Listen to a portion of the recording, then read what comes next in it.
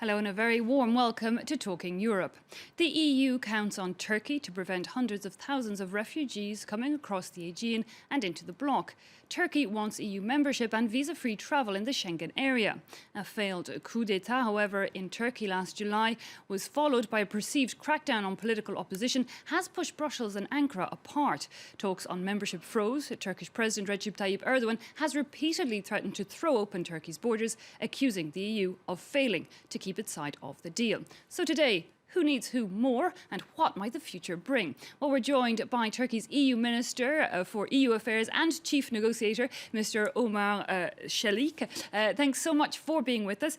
Let me start with this. We're coming up to the one-year anniversary of this Turkey-EU deal in which the EU promised cash, eventual visa-free travel to Turkey in exchange for keeping refugees. In your eyes, how has this deal been working?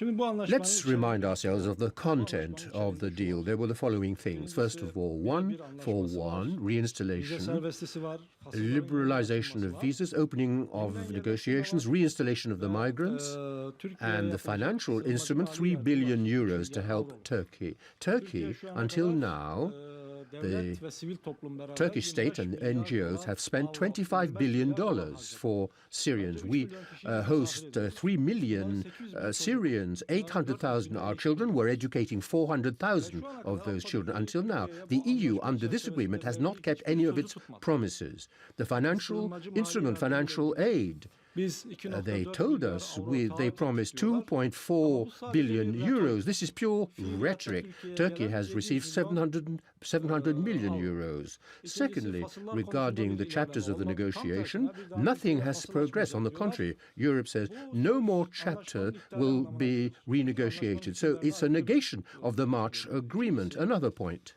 I don't understand why some Europeans criticize Trump. Trump does not accept certain immigrants, but Europe does the same thing. In fact, in practice, Europe wants to protect its borders, and many European states have not accepted the quota of immigrants they should have. In some countries, for 500 or 600 people, they want a referendum just for 500 or 600 immigrants. So Europe has prejudices regarding immigrants. I just have to pick you up on one detail you mentioned there. You said that the EU-Turkey deal is effectively null and void. Currently, it's continuing for humanitarian reasons, for conscience. We apply the deal. But as I have said, Turkey has done its part, but Europe has done nothing. No promises have been kept by Europe. For example, the financial instrument on the part of the EU. The EU says we're going to accelerate things, but they will only keep their promises when school-aged children will be 50 years old. They don't accept migrants. They don't keep their promises. Okay, so a call to the EU to move faster on that issue. And as you say, Turkey already hosting over 3 million refugees. It's built emergency camps that have now been set up years ago. However, Turkey has also closed its border, has it not? It's set up this kind of no man's land on the Syrian side of the border. People who fled Aleppo are now in Idlib, a region often hit by fire. Has Turkey also reached its maximum capacity? And how is this a solution? Look, listen, Turkey is not closing its borders. Turkey has applied an open door policy. Sometimes we have accepted 100,000 people in one day. It's the EU that has closed the door. Mogherini said recently, let's not build walls, we're building bridges, but they do the opposite. Today, people can get into Turkey? Currently, the people who are facing death, we continue to accept them in Turkey from Iraq. Why are we defending this region? We have been saying this for 6 years. If a secure zone had been set up 6 years ago, we wouldn't have had this problem. Today, at that time, Europe was not fit. Today, they're in favor of this suggestion of a buffer zone. I say clearly, Europe is thinking very hard about accepting 400 people. We have received 100,000 migrants in one day. Now, you've also mentioned this fact that the EU membership talks have stalled. That kind of came about after this failed coup d'etat last July. A lot of people after that are worried about what they see as a serious crackdown on freedom of speech in Turkey. We've seen over 140,000 people either lose their job or, be put on trial, put in jail. It looks from the outside like the Turkish government is afraid of a lot of its people. Bunların çoğu ezbere soruluyor ve konular tam bilinmeden bu Most haberleri okuyoruz. of those things are rumors. People don't know the real content. Tankların kullanıldığı, We have experienced an attempted coup d'etat with fighter aircraft, tanks. Half of the generals participated in this attempted coup d'etat. Civilians were killed. They wanted to assassinate the President of the Republic and the Prime Minister, and they used F-16 fighters. In the face of this, we're going to dismiss the generals, and we're obviously going to dismiss the magistrates who participated in the coup d'etat and all the others. mücadeleyi vermek zorunda. In this process, we have to Yanlışlar yapılıyorsa bu yanlışlar implement this struggle. If mistakes have been made, the road must be open to repair those mistakes. With the Council of Europe, we have created mechanisms in order to repair any mistakes that may have been made. But Turkey has experienced an attempted coup d'etat.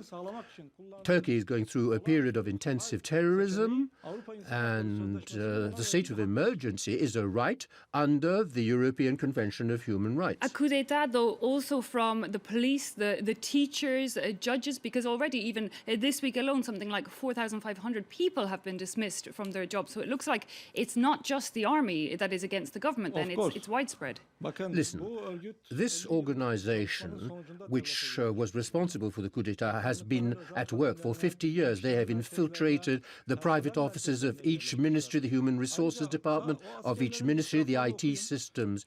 When you read the depositions of the magistrates, for example, the top magistrate admits that in regard to the coup d'etat, we received our instructions from Fethullah Gulen. This organization is organized at different levels, had a very wide network. We deciphered their communication system, and that's what enabled us to act. Of course, all that's still up for debate on the other side as well. But there's another change in Turkey. We're seeing this week again the go-ahead for this referendum on constitutional reform that for a lot of critics are seeing more power to the president. Recep Tayyip Erdogan, he was prime minister, now he's president. He's been in power effectively for 14 years. President for life. Aslında tabii bununla ilgili olarak Regarding all şunu this, söylüyorum. Siz bu paketin içeriğini okumamışsınız. my answer is as follows. You don't know the content of this reform. Today, the president has got a lot of power. Partisinden mecliste de çoğunluğu var.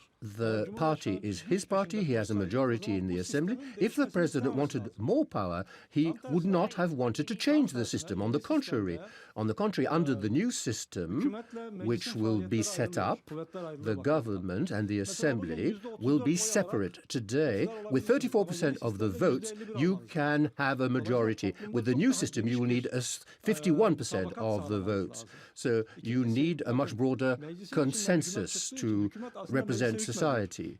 When you separate the assembly and the government, the assembly will have its independence. He's going to have more power and be in position for a longer Şimdi mandate. tam tersine şimdi Cumhurbaşkanı'nın On the contrary, it's now that the president has more power.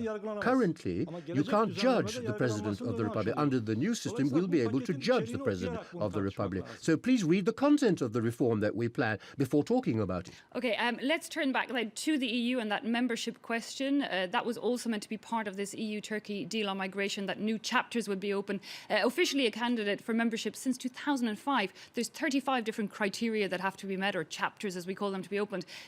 Very few movements on that issue. How patient is Turkey going to be? Bakın burada Listen. yanlış yaklaşım üretiyorlar. The approach isn't the right one. Why are there chapters so that we can work together on the criteria in order to progress? So there are some criticisms regarding Turkey, regarding certain points, freedom of expression, basic rights, and so on. How can we work on this?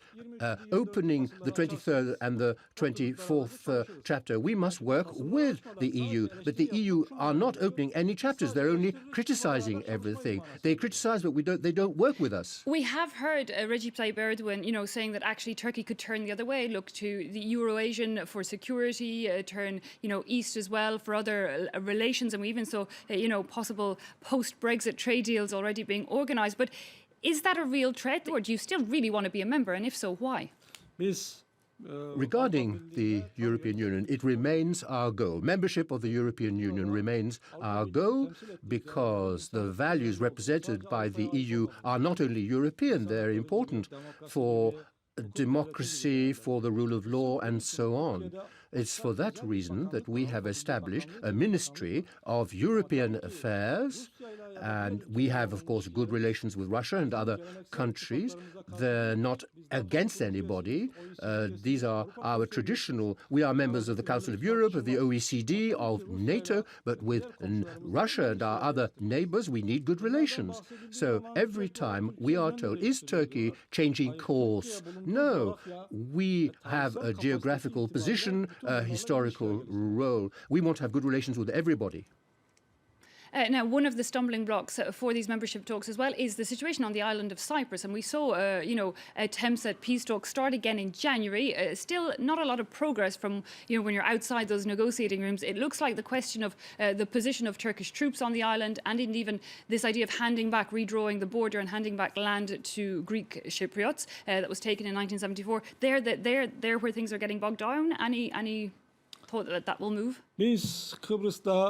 Regarding Cyprus, we want a solution based on two equal states on an equal footing.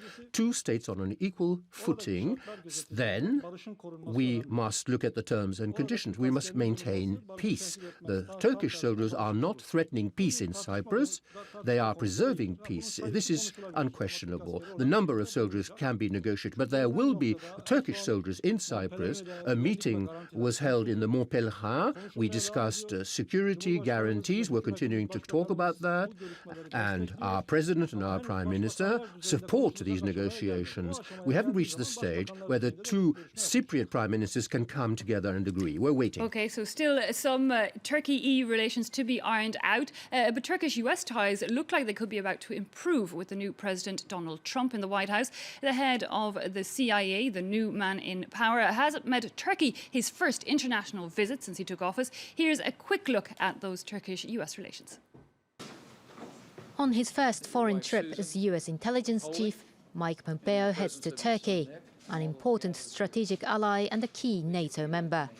When Trump was elected last November, President Erdogan voiced hope for improving ties. Every country needs a strong leader in order to progress. We agreed that there's a lot to be done with regard to Turkey-US relations. Relations between the two countries hit an all-time low during the Obama administration, with Washington criticizing President Erdogan's deepening crackdown on free speech and dissent. A failed coup last July further strained the ties. The Turkish authorities got frustrated over the US's slow response to its demand to extradite Fethullah Gulen. The Pennsylvania-based cleric is accused by Ankara of orchestrating the putsch. Trump's national security advisor, Michael Flynn, has said the US should extradite Gulen. The other, more pressing issue at stake is the fight against the Islamic State group. Ankara has been urging the US to stop supporting Kurdish fighters in Syria, something the Obama administration resisted, as the Kurdish YPG and Peshmerga proved to be among the most effective forces against the jihadists. The new US government has not made clear its strategy on this issue, but in a phone call earlier this week, Trump and Erdogan agreed to take joint action against the IS group in Elbab and Raqqa. Pompeo's visit comes as Turkish-backed Syrian rebels captured the outskirts of Elbab. Mr. Çelik, let's perhaps just focus briefly on that issue brought up in the report for these new relations with the US. One of the big questions will be Syria, on Turkey's border. In the past, with Obama, not always seeing eye to eye, notably because the US works with some Kurdish groups fighting in Syria. Do you think that's likely to change? At the time of President Trump, with President Trump, we have new expectations. During the Obama presidency, the policy was very pacifist. The Assad regime They said, if they use aircraft, we will intervene, and they didn't. If he uses chemical weapons, we'll intervene, and they didn't do so. He used chemical weapons. So there's a terrible human tragedy in Syria. So today, there is the problem of security is the most important, and we have common issues. Iraq, Syria. Our president had a telephone conversation with President Trump. They agreed on the fight against terrorism. This is an important point which is worth underlining. But there's also a mistake in this report. There isn't only Daesh. There's also the PYD, which is a terrorist organization. The PYD is a terrorist organization. They're not only Kurdish fighters.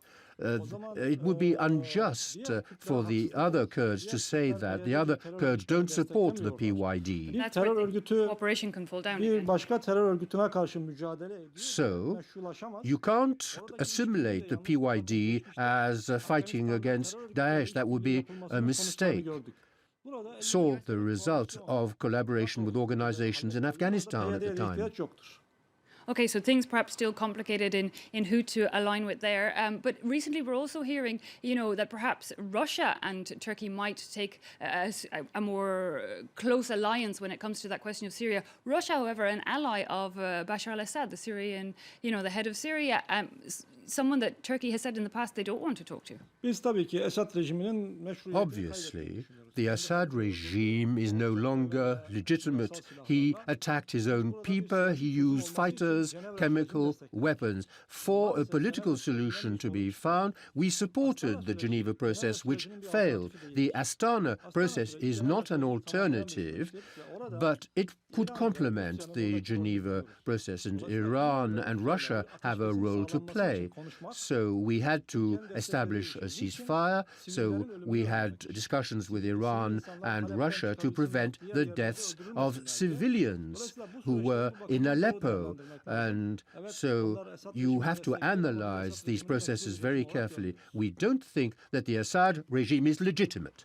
Okay, well, an awful lot on your plate, Mr. Omer Shalek. Thanks so much for coming into the France 24 studios to talk to us. Thanks also, of course, to you at home for having watched this half of Talking Europe. Join us again after the news. I'm heading to the Netherlands, to The Hague, to meet with the director of Europol, Mr. Rob Wainwright. See you then.